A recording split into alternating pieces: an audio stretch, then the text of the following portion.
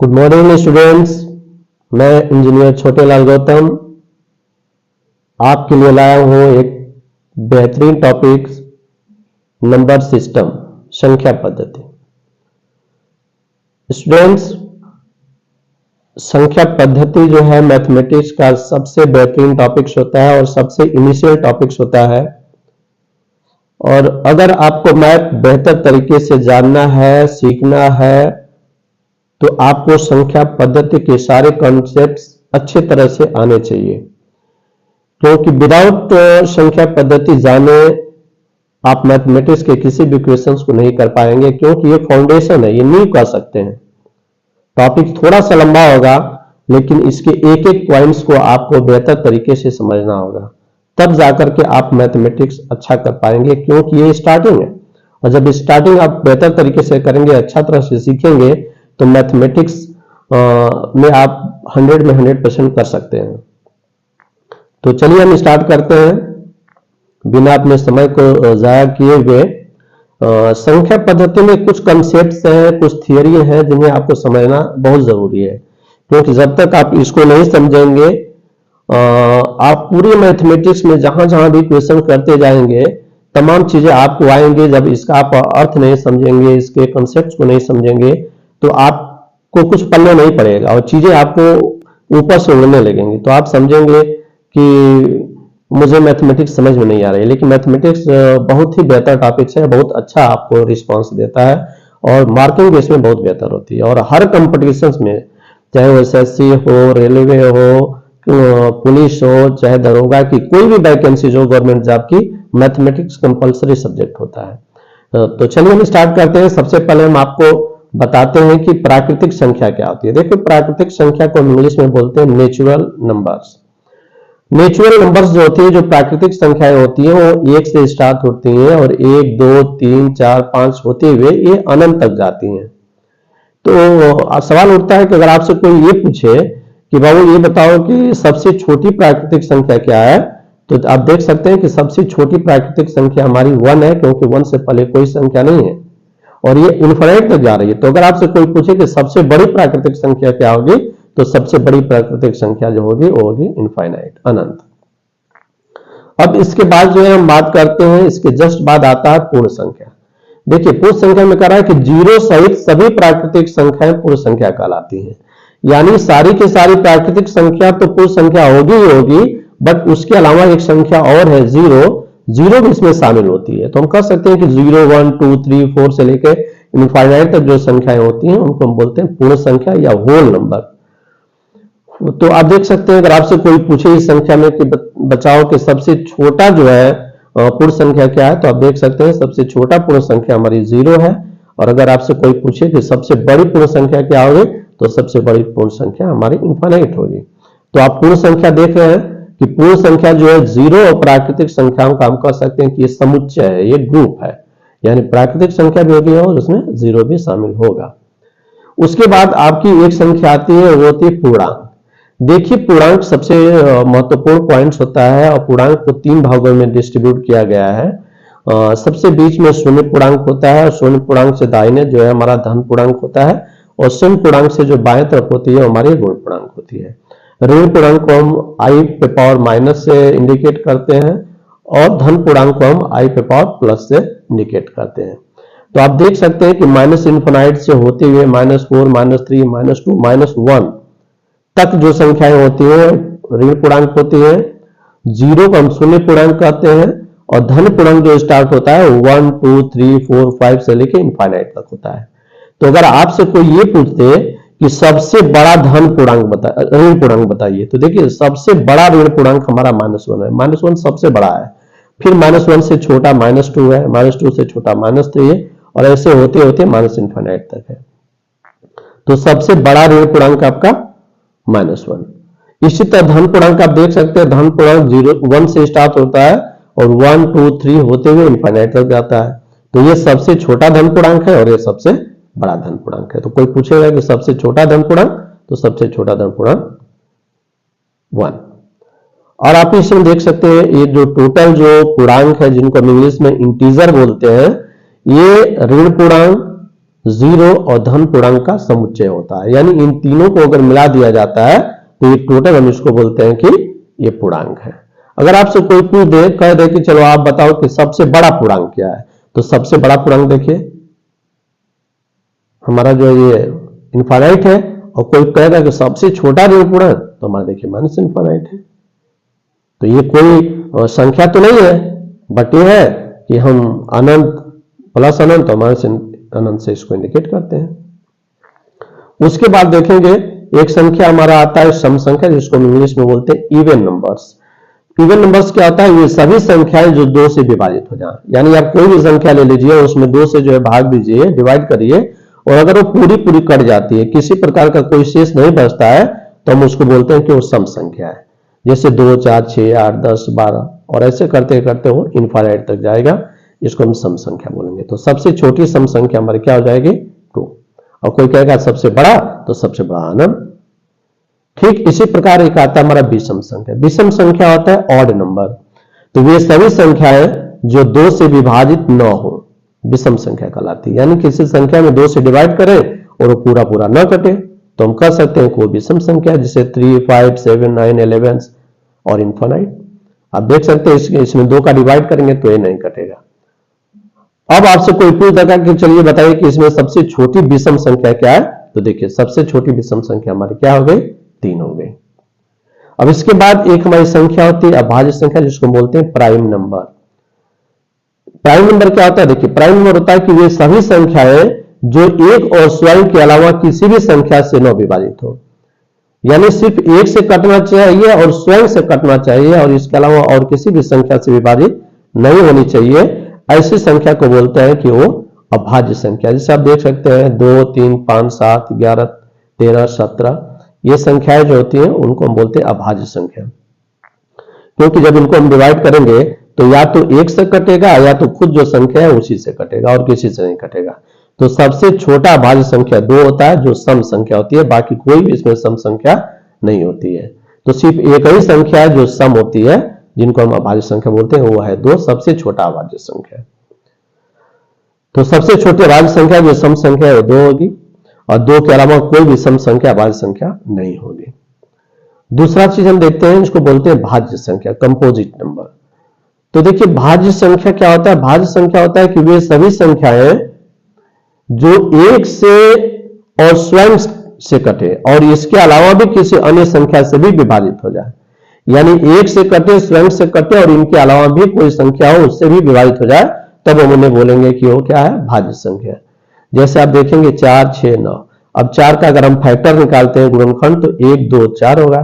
तो आप देख रहे हैं कि 4 1 से भी कट जाएगा और 4 से भी कट जाएगा, और इन दोनों के अलावा एक संख्या 2 है, ये 2 से भी कट जाएगा। इसलिए हम कह सकते हैं कि ये भाज्य संख्या। इसी तरह एक संख्या आ जाएगी, आप देख सकते हैं 6, तो 6 के 3 गुणनखंड हो जाए, 4 हो जाएंगे, 1, 2, 3, 6।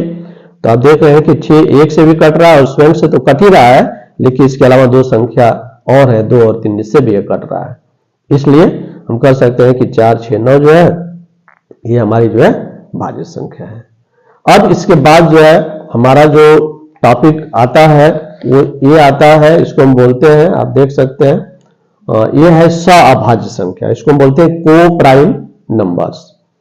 को प्राइम नंबर्स क्या आता है, संख्याओं का वह जोड़ा युग्म जिनका उभयनिष्ठ गुणनखंड सिर्फ और सिर्फ 1 हो, सअभाज्य संख्या कहलाती है। आप देख सकते हैं जोड़ा होना चाहिए, ये 2 संख्याओं का ऐसा पेयर जिनका जो कॉमन फैक्टर अगर लें, हम उभयनिष्ठ गुणनखंड लें, तो सिर्फ 1 आएगा। ये 1 से ही कटेगा दोनों, बाकी और किसी संख्या से नहीं कटेगा। इसी तरह 3, 7 है, 2, 5 है, इत्यादि।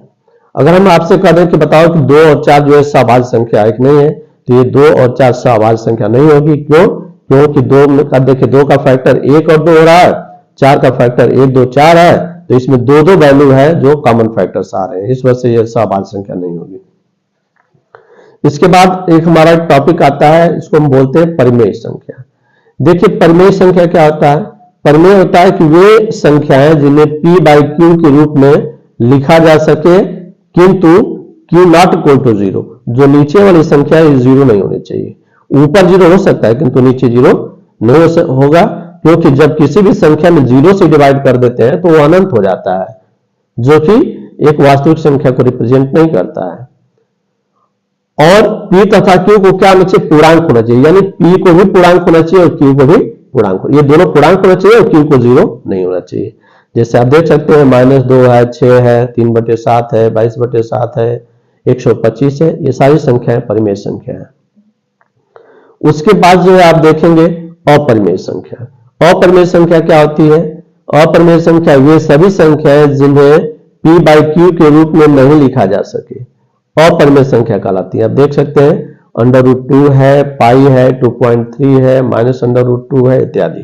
क्योंकि इसको p/q के रूप में लिखने के लिए बाई अगर हम यहाँ पे 1 कर भी देते हैं तो p/q के रूप में तो हो जाएगा, किंतु आप देख सकते हैं कि 1 जो है हमारा जो है पूर्णांक होगा, किंतु करणी में 2 जो है पूर्णांक नहीं होगा, जबकि दोनों को पूर्णांक होना चाहिए। इस वजह से अपरिमेय संख्या कहलाती है।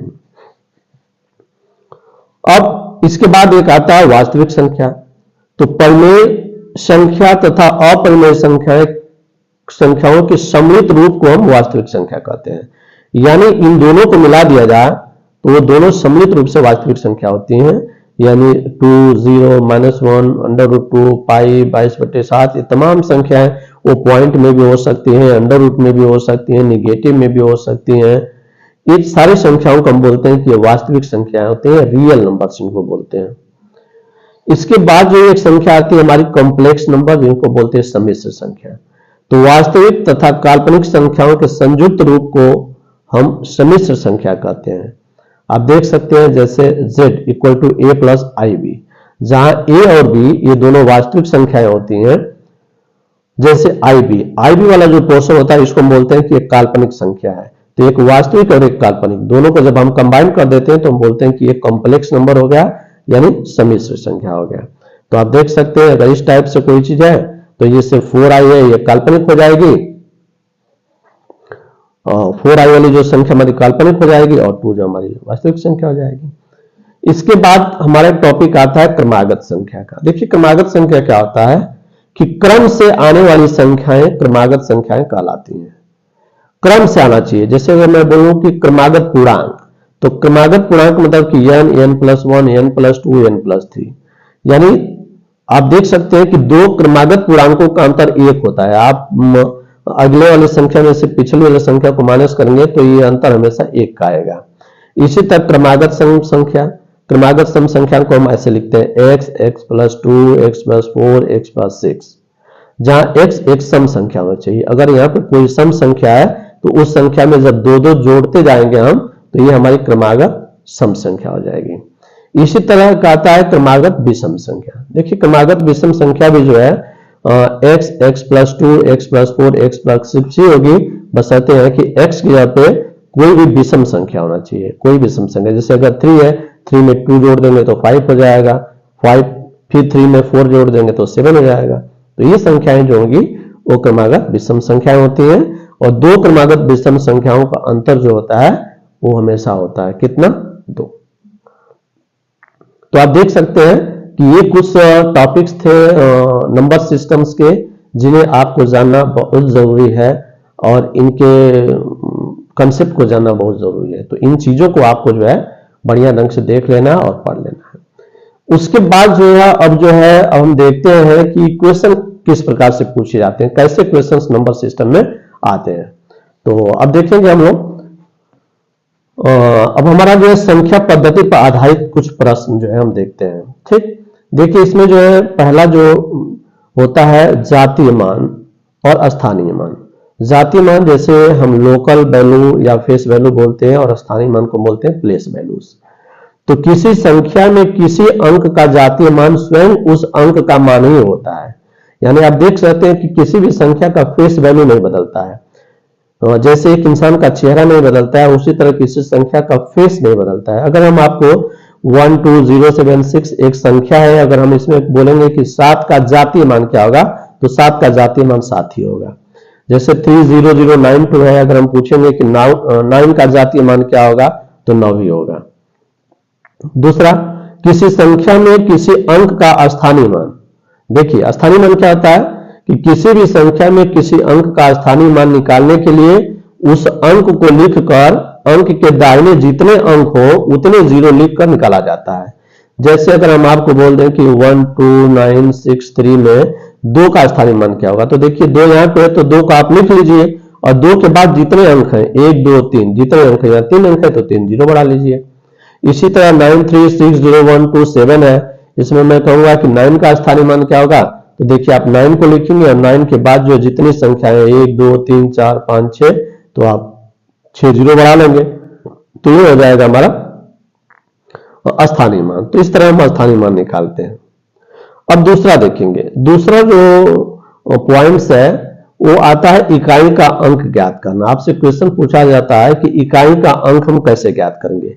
जैसे देखेंगे आप कुछ संख्याओं को गुणनफल में दिया है और आपसे पूछेगा कि इसका इकाई अंक क्या होगा, तो हम क्या करेंगे, देखिए जैसे 15 का इकाई अंक 5 है, 92 में इकाई अंक 2 है और 756 में इकाई अंक 6 है, तो हम जितने इकाई अंक है उनको आपस में मल्टीप्लाई करेंगे। तो जितने इकाई अंक है उनका आपस में मल्टीप्लाई करके और जो इकाई वाला वैल्यू होगी उसको इकाई मान होगा। जैसे देखिए 5 में 2 का मल्टीप्लाई करेंगे तो 5 दुना के 10 हो जाएगा और ये 6 का इकाई अंक 6 है, तो अब जो है देखिए इसका इकाई अंक 0 है, इसका इकाई अंक 6 है, तो 0 में जब 6 का मल्टीप्लाई करेंगे तो क्या हो जाएगा 0। अतः हम कह सकते हैं कि इसका जो इकाई का मान होगा, इकाई का जो अंक होगा वो 0 होगा। इसी तरह आप देखिए ये कितना बड़ी संख्या दिया और कह रहा कि इनका सभी के मल्टीप्लिकेशन का इकाई अंक क्या होगा। तो अब सबसे पहले इनके सारे के इकाई अंकों को हम क्या करेंगे, लिख लेंगे। तो अब देखिए इसका इकाई अंक क्या है 2 है, इसका इकाई अंक क्या है 1 है, इसका इकाई अंक 2 है, इसका भी 2 है, इसका भी 6 है।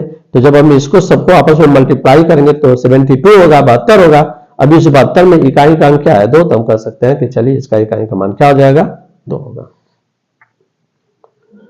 अब इसके बाद जो है आप देखेंगे एक दूसरा फॉर्म होता है, अगर किसी संख्या पे पावर दिया गया है, एक संख्या के ऊपर कोई घात के रूप में दिया गया है और तब आपसे पूछता है कि आप इकाई का अंक बताइए, तो हम इसको कैसे निकालते हैं। देखिए जैसे अगर यदि x में इकाई का अंक 0 2 5 6 हो, जैसे हम ये जो x जो आधार है, आधार कोई संख्या दिया हो, उस इकाई का अंक अगर इन पांचों में से कोई, चारों में से कोई एक हो, चाहे 0 हो 1 हो 5 हो या 6 हो, तो उस समय y का मान जो होगा, जो y का मान होगा, तो y का मान चाहे जो, अब यहां जो इस पे पावर कुछ भी हो सकता है, चाहे जो भी पावर हो, अगर हम आपसे पूछेंगे कि बताइए कि इसमें जो है इसका जो परिणाम आएगा उसका इकाई का अंक क्या होगा, तो इसमें इकाई का अंक यही संख्याएं होती हैं। यानी अगर 0 1 5 6 है तो 0 1 5 6 ही होगी। जैसे आप देख सकते हैं एक संख्या है 1586 और इसके ऊपर पावर दिया है 11।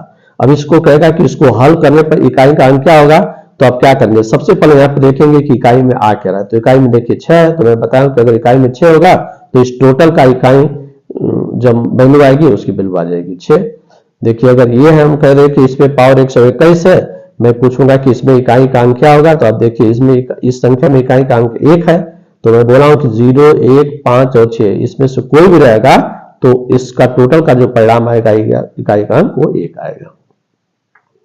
अब देखिए अब इसमें जो है कुछ ऐसे भी होंगे, जैसे x है, इसमें इकाई का अंक अब 1 2 5 6 नहीं होगा, तो 1 2 0 1 5 6 नहीं होगा, तो 0 1 5 6 जब नहीं होगा तो हम देखेंगे कि और क्या हो सकता है इसमें।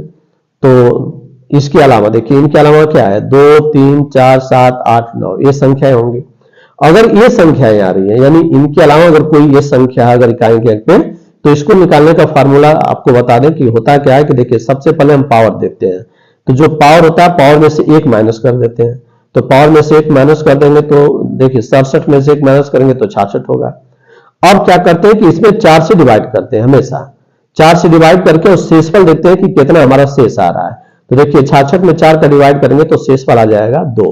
अब हम क्या करेंगे कि जितना शेषफल आता है उसमें 1 जोड़ लेते हैं और जो संख्या आएगी उस संख्या को क्या करते हैं कि जो इकाई वाला अंक यहाँ पे दिया है उसका पावर कर देते हैं। तो देखिए इकाई के अंक यहाँ पे क्या था 2, तो 2 का पावर हम कर देंगे तो 2 दूना 4 दूना के 8 हो जाएगा। तो हम कह सकते हैं कि यहाँ पे इकाई का अंक क्या हो जाएगा 8 हो जाएगा। तो आप देख लीजिए कि अगर ये सब है तो इसके लिए अलग रूल है, अगर इनके अलावा कोई इकाई के अंक पर ये है तो इसके लिए ये रूल आप फॉलो करेंगे। और एक एग्जांपल के माध्यम से हम लोग समझ लें, देखेंगे एक एग्जांपल और 1560 पे पावर देखिए 40 दिया है, गुणे 1524 पे पावर 81 दिया है, और इसमें पूछेगा कि इकाई अंकांक क्या होगा। तो अब देखिए, अब इसमें जो है देखिए 7 है और ये क्या है 4 है, तो हम वही काम करेंगे। देखिए जो पावर होता है उसमें हम क्या करते हैं, 1 माइनस कर देते हैं, तो 39 में 40 में से 1 माइनस करेंगे तो 39 होगा, इसमें 4 का डिवाइड करिए, तो 4 का डिवाइड करेंगे तो शेषफल आ जाएगा कितना 3। तो जब शेषफल 3 आ जाएगा तो अब 3 में 1 जोड़ देते हैं, 4 हो गया। अब इस इकाई वाला अंक पे पावर 4 चढ़ा देते हैं, तो देखिए 7 पे पावर 4 करेंगे, तो जब 7 पे पावर 4 करेंगे तो ये आ जाएगा, आप देख सकते हैं 7 गुणे 7 गुणे 7 गुणे 7, तो ये 7 7 49 होगा, तो 49 में इकाई अंक 9 और 7 7 49, इसमें भी इकाई अंक 9, फिर 9 में 9 का मल्टीप्लाई करेंगे तो 9 9 81 हो जाएगा। अब यहाँ पे इकाई अंक क्या हो गया 1, तो हम कह सकते हैं कि यहाँ इकाई क्या हो जाएगा 1। इसी तरह आप देखिए 1524 था, तो 1524 में भी हम निकालेंगे, अभी 1524 है तो 1524 में निकालेंगे तो देखिए इस पे पावर कितना था 81, तो हम 81 में से 1 माइनस कर देंगे, हो जाएगा 80। अब 80 में 4 का डिवाइड करेंगे तो शेषफल क्या हो गया 0। अब जितना शेषफल आता है उसमें 1 जोड़ देते हैं, तो 1 जोड़ेंगे तो आ जाएगा 1। अब जो इकाई वाला अंक है 4 पे हम पावर जितना आता है उसका पावर कर देते हैं, तो 4 पे पावर हो जाएगा हमारा 4, तो यहाँ पे इकाई का अंक क्या हो गया 4। तो देखिए यहाँ पे इकाई का अंक 4 हो गया और यहाँ पे इकाई का अंक क्या था 1, तो जब भी दोनों को मल्टीप्लाई करेंगे 1 और 4 को तो क्या हो जाएगा 4, यानी हम कह सकते हैं कि टोटल का जो है जो इकाई का अंक होगा वो 4 हो जाएगा। तो इस तरह से जो है हम जो है इस क्वेश्चंस को करते हैं। तो अभी फिलहाल जो है हमारा जो है यूनिट फर्स्ट का टॉपिक इतना ही रहेगा। यूनिट सेकंड में जो है हम आपको जो है क्योंकि वीडियो बहुत बड़ा हो जाएगा इस वजह से जो है अब हम जो है नेक्स्ट ट्यूटोरियल्स में जो है हम और जो है नंबर सिस्टम में कितने प्रकार के क्वेश्चंस पूछे जाते हैं उसका जो है हम जिक्र करेंगे। तो इसी के साथ जो है आप सभी को जो है जय हिंद, वंदे मातरम।